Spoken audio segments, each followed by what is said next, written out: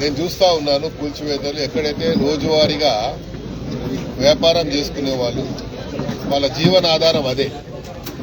వాడు ఆ రోజు వ్యాపారం చేసుకుంటే వాడి పొట్ట నిండుతుంది. అలాంటి వాళ్ళని ఇబ్బంది పెడితే అలాంటి వాళ్ళ శాపనార్థాలు మనకు మంచిది కాదు. ఎప్పుడు కూడా ప్రభుత్వం ఎప్పుడైనా మేము అలాగే చేసేవాళ్ళం. కానీ అధికారులు మాత్రము ఎక్కడైతే నిజంగా కంజెస్టెడ్ రోడ్స్ ఉంటాయో అక్కడ చేయమని ప్రభుత్వ పరంగా కానీ పైనుంచి ఆదేశాలు వస్తే అలా చేయాలి. కాకపోతే వాళ్లకు వీళ్ళు ఎక్కడ అనిపిస్తే అక్కడ మాత్రం అడ్డగోలుగా చేస్తున్నారు అనేది నా అభిప్రాయం. అందుకని నేను ముఖ్యమంత్రి గారి దృష్టికి తీసుకెళ్తాను. ఎందుకంటే రోజు వ్యాపారం చేసుకుంటే వాడు ఆ రోజు కష్టపడి సపోజ్ రోడ్డు మీద పొద్దున్న ఇడ్లీ బండి పెట్టుకుంటాడు. ఆ ఇడ్లీ రాత్రంతా కష్టపడి ఇడ్లీలు తయారు చేసుకొని పొద్దున్న రోడ్డు మీద వచ్చి పెట్టుకుంటే ఆ ఇడ్లీ బండి తీసి పడేస్తే వాడు ఆ రోజు ఏం తినాలి? ఒక ఇన్సిడెంట్ జరిగింది. ముఖ్యమంత్రి గారు మొట్టమొదటిగా సీఎం అయినప్పుడు మాదాపూర్లో ఏదో క్యాంటీన్ ఉండే లేడీది కుమారి ఆంటీది కూడా ఇట్లాగే చేస్తే ముఖ్యమంత్రి గారు ఏం చెప్పారు? ఆమె జోలికి పోవద్దని చెప్పారు. సో అలాగే ఇక్కడ కూడా ఎవరి దగ్గరికి జోలికి పోవద్దని మేము చెప్తున్నాం. ఎందుకంటే వాళ్ళు రోజు వ్యాపారం చేసుకునే వాళ్ళు. ఒకవేళ అలా పాలసీ కింద తీసుకుంటే సిటీ మొత్తంలో అయితే మీరు ముందు ఓల్డ్ సిటీ నుంచి మొదలు పెట్టండి. ఓల్డ్ సిటీలో ఎక్కడెక్కడ ఉన్నాయి అలా మీరు చేయండి. మీకేమి ఇబ్బందులు కలగకుంటే మా దగ్గర కూడా ఇబ్బంది లేకుండా నేనే చెప్తా కావాలని. కాబట్టి ఇది చేయొద్దని నేను చెప్తున్నాను. ఎందుకంటే దీనివల్ల ప్రభుత్వానికి చెడ్డ పేరు వస్తుంది. ప్రభుత్వం మనకు మంచి పేరు వస్తే 4 కాలాల పాటు మనం కూడా మంచి ఉంటాం అనేది నా అభిప్రాయం. ప్రజల అందరూ వచ్చి చెప్పుకోలేరు. ప్రజాప్రతినిధి ఎవరు ఉంటే ఆ ప్రజాప్రతినిధికి చెప్పుకుంటారు మా బాధ అని. కాబట్టి రోజు మరి మాకైతే నిద్ర పడుతుంది. రోజు ఎక్కడో ఈ రోజు ఇక్కడ గులగొడతారంట, రేపు అక్కడ గులగొడతారంట. అదంటే వాళ్ళు ఏం చేస్తారు? ఇన్ఫర్మేషన్ రాగానే నా ఇంటికాడికి వచ్చి కూర్చుంటారు. నేను హైదరాబాద్లో పుట్టి పెరిగినోని, హైదరాబాద్లో ఉన్నోని, నా జీవితం అంతా రాజకీయ జీవితం అంతా హైదరాబాద్లో మొదలైంది. మరి హైదరాబాద్లో పుట్టి పెరిగిన వాడిగా నా జవాబుదారీగా ఉంటుంది. పుట్టి నా నియోజకవర్గానికి నేను పరిమితం కాదు. నేను రాష్ట్ర నాయకుడిగా ఎదిగిన వాడిని. హైదరాబాద్ ప్రజలు ఎక్కడ వస్తే కూడా దానమంది తిరిగిపోతే మాకు న్యాయం జరుగుతుందనే ఒక విశ్వాసం. అది కాపాడుకునే బాధ్యత నాకు. మొన్న నేను సికింద్రాబాద్ పార్లమెంట్ పోటీ చేశాను.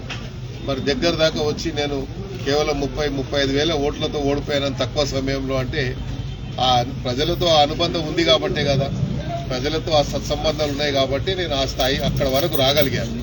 ఇంకా సమయం ఉంటే నేను తప్పకుండా సీట్ గెలిచేవాడిని. సరే, అది ఓటమి గెలుపు అనేది రాజకీయాలు సహజం. కానీ రాజకీయానికి సంబంధం లేని ఇష్యూ ఇది. పేద ప్రజల యొక్క వారి జీవన ఆధారం మీద ఆధారపడేటువంటి సమస్య కాబట్టి పేద ప్రజల్ని కాపాడతామని మనం పదే చెప్తున్నాం. కాబట్టి మన బాధ్యతగా ఎవరో ఒకరు ప్రభుత్వ పరంగా ఒక బాధ్యత తీసుకోవాలి. కాబట్టి ఇది నా బాధ్యతగా నేను తీసుకుంటాను. మీరు సీరియస్ అయినాక కూడా మళ్ళీ కూల్చివేతలు చేశారు రాత్రి వరకు కూడా. అదే చెప్పాను కదా. ఇప్పుడు అధికారులు కొంతమంది ఏంటంటే సుమోటో కింద వాళ్ళు మేమే సుప్రీం అన్న ఫీలింగ్ లో పోతున్నారు. మన రాజ్యాంగంలో కొన్ని ఇష్యూస్ ఉన్నాయి. మనం ఎప్పుడే కానీ అధికారం వచ్చిన తర్వాత ఆ స్వేచ్ఛని బ్యూరోక్రాట్స్ కి పూర్తి స్వేచ్ఛ ఇస్తే ఎప్పుడు ఆ ప్రభుత్వం నిలబడాయి. ప్రభుత్వ కంట్రోల్లో ఉండాలి. ప్రభుత్వం ఆలోచన విధానాన్ని వాళ్ళు పరిగణలో తీసుకొని పనిచేయాలి. ఎప్పుడే కానీ బ్యూరోక్రసీ కంట్రోల్లో మనం పనిచేస్తే ఆ ప్రభుత్వాలకు చెడ్డ పేరు వస్తుంది. కాబట్టి బ్యూరోక్రాట్స్కి ఏం సంబంధం? ఇవాళ ఈడ ఉంటాడు, రేపు ఇంకో దగ్గర ఉంటాడు. వాళ్ళకేం బాధ్యత ఉండదు. బాధ్యత అనేది మనకు ప్రజాప్రతినిధులకు ఉంటుంది అనేది నా ఆవేదనని చెప్పాను. ప్రజల ఆవేదన నేను చెప్పాను. నేను ముఖ్యమంత్రి గారు కూడా చెప్తాను. ఇలా వ్యక్తిగతంగా నాకు ఏం లేదు, నా ఇల్లు ఏం పోలేదు, లేకుంటే నా ఇల్లు ఏమైనా కబ్జా అంటే నన్ను కొట్టుమని చెప్తున్నాను. నేను నాకేం ప్రాబ్లం లేదు. కానీ పేద ప్రజల జోలికి పోదు, వాళ్ళ జోలికి పోదు అనేది మా ఆవేదన.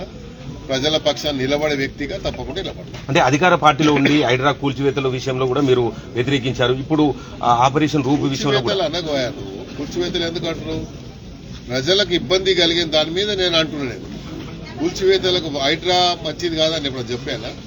హైడ్రా సంస్థ అనేది ఎక్కడైతే చెరువులు కానీ కుంటలు కానీ అన్యాక్రాంతమైనవి అవన్నీ తీయాలనేది ముఖ్యమంత్రి గారి ఆలోచన. ప్రధానంగా ముఖ్యమంత్రి గారి ఆలోచన ఏంది? మూసీ నది ప్రక్షాళన జరిగితే హైదరాబాద్ కు ఒక బ్రాండ్ ఇమేజ్ వస్తుంది. అక్కడ మూసీ నది యొక్క ప్రక్షాళన జరిగితే ఒక హిస్టారికల్ ప్లేస్ గా తయారైతుంది. ముందరి నుంచే మూసీ నది అనేది మంచి నీళ్లు ప్రవహించేటువంటి నది అది. దురదృష్టం శాతం మెల్లిమెల్లిగా అది పూర్తిగా కాలుషితమై అది మురికి కాలువగా మారిపోయింది. కాబట్టి ఆ మురికి కాలువ వల్ల నల్గొండ జిల్లాకు ఈ కాలువ పోయి ఇక్కడ వచ్చేటువంటి కలుషితమైనటువంటి నీళ్ల వల్ల వాళ్ళ పంటలు నష్టం పోతున్నాయని నల్గొండ జిల్లా ప్రజల ఆవేదన.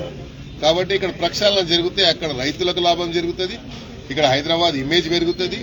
ఇక్కడ మూసీ యొక్క ప్రక్షాళన జరగాలని అప్పుడు కేసీఆర్ గారు నిర్ణయించారు. కాబట్టి మూసీ ప్రక్షాళన జరగాలి, బఫర్ జోన్ లో ఉన్న వాళ్ళందరూ కూడా ఎన్నికి పోవాలి అని చెప్పారు. ఎందుకంటే బఫర్ జోన్ లో ఇల్లు కట్టుకుంటే ఆ బఫర్ జోన్ లో వేసిన బోర్వెల్ ఆ కంటామినేటెడ్ వాటర్ మాత్రమే వస్తుంది. వాళ్ళకి నీళ్లు వచ్చినాయని వాళ్ళు అనుకుంటారు. 10 ఫీట్లు తవ్వితే నీళ్లు వస్తాయి, బోర్వెల్లో నీళ్లు వచ్చాయిగా అనుకుంటారు. కానీ అందులో ఉన్న కలుషితాన్ని ఆ ప్రజలు అర్థం చేసుకోలేరు. కాబట్టి ప్రక్షాళన జరగాలని ముఖ్యమంత్రి గారు చెప్పారు. అప్పుడు ముఖ్యమంత్రి గారు చెప్పారు, ఇప్పుడు ముఖ్యమంత్రి గారు చెప్పారు. కాబట్టి ఆ ప్రక్షాళన విషయంలో ఎక్కడ మాకు వ్యతిరేకత లేదు, జరగాల్సిందే.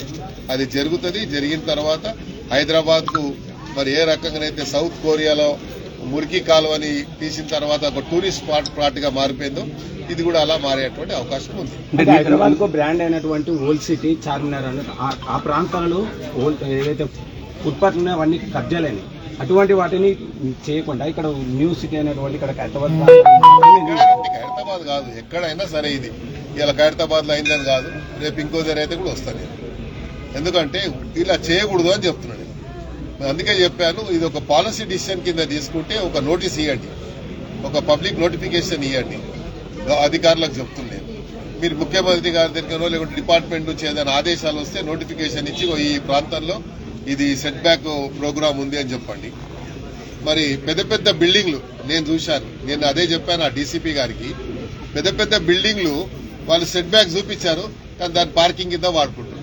ఆ సెట్ బ్యాక్ ఇచ్చిన తర్వాత ఏదైతే ప్యాసేజ్ వదులుతారో అది పెడెస్ట్రియన్స్ వాడడానికి మరి నడిచే వాళ్లకు దారి అది. మరి అదే ఎక్కడ పెట్టిన దాన్ని ఎక్కడ కూడా గుల్లగొడతలేరు. నేను రోడ్ నంబర్ 46 మొత్తం అదే ఉంది. రోడ్ల మీదే వదిలం మాత్రం సెట్ బ్యాక్ వదిలారు. ఆ సెట్ బ్యాక్ మొత్తం మేము వాళ్ళ పార్కింగ్ కింద వాడుకుంటున్నాం. నడిచేవాడు ఇలా నడవాడి, అక్కడ ఎవరు చూస్తలేడు. బంజారాయిల్ రోడ్ నంబర్ 1 కానీ 2లో కానీ అక్కడ మెయిన్ రోడ్ మీద ఉన్నాయి. బస్తీలలో ఏం పని అంటుండే. కాబట్టి బస్తీల జోలికి రాకండి దయచేసి నా కోరిక. అంటే జీహెచ్ఎంసీ మేయర్ పైన బీఆర్ఎస్ అవిశ్వాసం పెట్టేందుకు ప్లాన్ చేస్తుంది, ఏమంటారు అవిశ్వాసం? నాకేం సంబంధం.